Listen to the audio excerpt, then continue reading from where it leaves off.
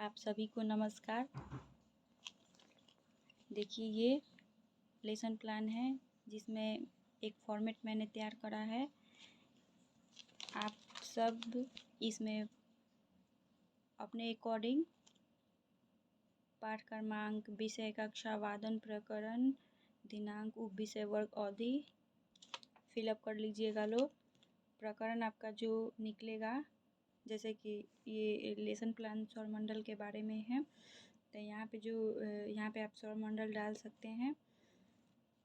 सामान्य उद्देश्य में आप लिख सकते हैं छात्रों में भूगोल के प्रति रुचि उत्पन्न करना, छात्रों में जिज्ञासा की प्रकृति जागृत करना, छात्रों को भूगोल के महत्व को बताना, छात्रों में तार्किक क्षमता का विकास करना। विशिष्ट उद्देश्य में आप लोग लिख सकते हैं छात्र सौरमंडल के बारे में ज्ञान प्राप्त कर सकते हैं।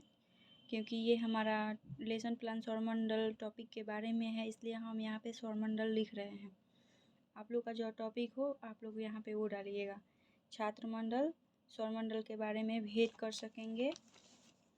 तीसरे में आप लोग लिख सकते हैं छात्र सौरमंडल के बारे में तर्क कर सकेंगे, छात्र सौरमंडल के बारे में विश्लेषण कर सकेंगे। शिक्षक सहायक सामग्री में आप लोग लिख सकते हैं लपेट श्याम पट, चार्ट पेपर, संकेतक इत्यादि भी लिख सकते हैं।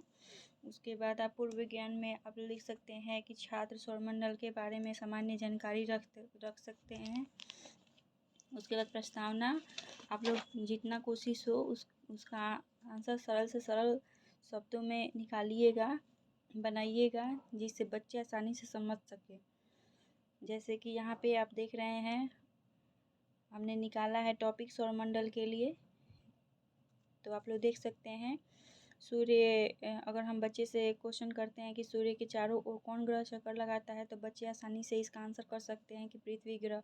फिर हम पूछेंगे इसको रिलेट करके, इससे रिलेट करते हुए हमको कुछ फिर नेक्स्ट क्वेश्चन बनाना है, तो फिर उससे रिलेट करके बनाएंगे पृथ्वी ग्रह के अलावे और कौन कौन से ग्रह होते हैं, तो बच्चे आंसर आसानी से कर सकते हैं कि बुध, शुक्र, पृथ्वी इत्यादि।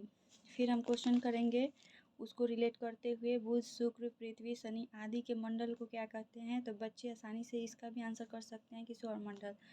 तब हम यहाँ पे पूछेंगे फिर बच्चों से कि सौरमंडल से आप क्या समझते हैं, तो कुछ बच्चे इसका आंसर दे भी पाएँ, लेकिन उसको हमको हर हाल में समस्यात्मक बना देना है कि हम इसके बारे में आगे विस्तार पूर्वक अध्ययन करेंगे, और यहाँ पे हम समस्यात्मक लिख देंगे। उसके बाद उद्देश्य कथन में हम लिख सकते हैं छात्र आज हम लोग सौरमंडल के बारे में विस्तार पूर्वक अध्ययन करेंगे। फर्स्ट स्पष्टीकरण में हम उसके सौरमंडल का परिभाषा बताएंगे, और यहाँ पे लिख सकते हैं छात्र सौरमंडल के बारे में ज्ञान प्राप्त कर सकेंगे। उसके बाद स्पष्टीकरण में लिखेंगे जो हमें पढ़ाना है सौरमंडल किसे कहते हैं, तो जैसे सूर्य के चक्कर लगाने वाले ग्रह और ग्रहों के चारों ओर चक्कर लगाने वाले उपग्रह, क्षुद्र ग्रह, धूमकेतु, उल्कापिंड आदि के सम्मिलित रूप को सौरमंडल कहते हैं। पूरे सौरमंडल का केंद्र बिंदु सूर्य होता है।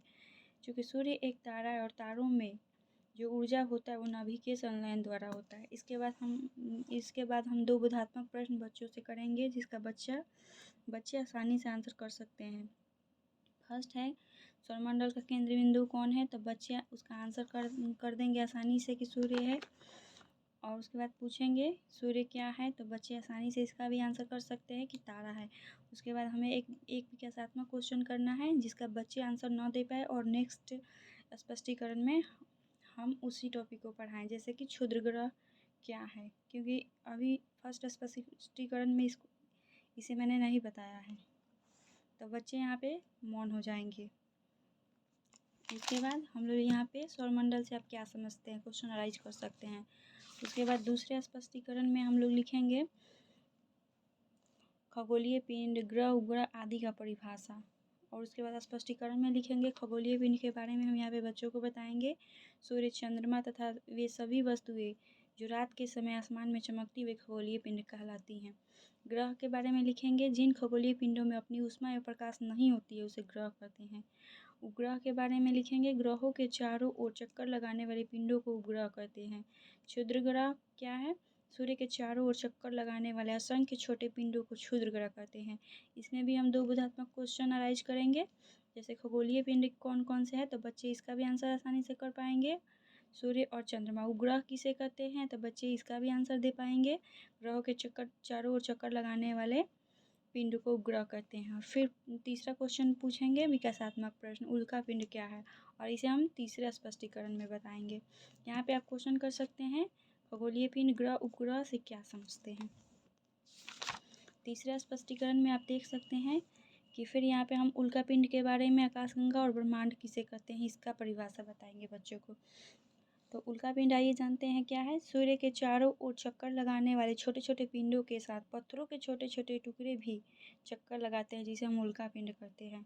आकाशगंगा से क्या समझते हैं, करोड़ों तारों, बादलों एवं गैसों की एक प्रणाली होती है। ब्रह्मांड, लाखों आकाशगंगाएं मिलाकर ब्रह्मांड का निर्माण करती है।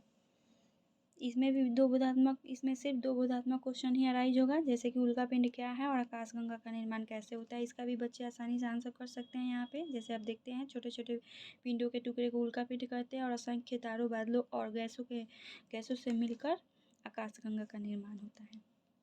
इसलिए हम यहाँ पे क्वेश्चन अराइज कर सकते हैं, छात्र उल्का पिंड आकाशगंगा से क्या समझते हैं। इसके बाद 3 स्पष्टीकरण हो गए। उसके बाद हम ब्लैक बोर्ड पे कुछ राइट कर लेंगे। जैसे कि यहाँ पे हम दिखा रहे हैं आपको, पूरे सौरमंडल का केंद्र बिंदु सूर्य होता है। चूँकि सूर्य एक तारा है, तारों में ऊर्जा होता है। सूर्य में ऊर्जा नाभिकीय संलयन द्वारा होता है। जिनका अपना ऊष्मा और प्रकाश होता है उसे तारा कहते हैं, जैसे कि सूर्य। ब्लैक बोर्ड सैमपट पे हमें मेन बिंदु लिखना है, जैसे हम यहाँ पे लिखे हैं। पुनरावृत्ति क्वेश्चन में आप जो बोधात्मक क्वेश्चन में क्वेश्चन करे हैं वही यहाँ पे पूछना है। जैसे कि उल्का पिंड क्या है, आकाशगंगा का निर्माण कैसे होता है, उपग्रह किसे कहते हैं, खगोलीय पिंड कौन कौन से सूर्य क्या है, इसका बच्चे आसानी से आंसर कर सकते हैं। गृह कार्य में हम लोग यहाँ पे लिख सकते हैं क्षुद्र ग्रह क्या है, और सेकंड में सूर्य के नाभिकीय संलयन से क्या प्राप्त होता है।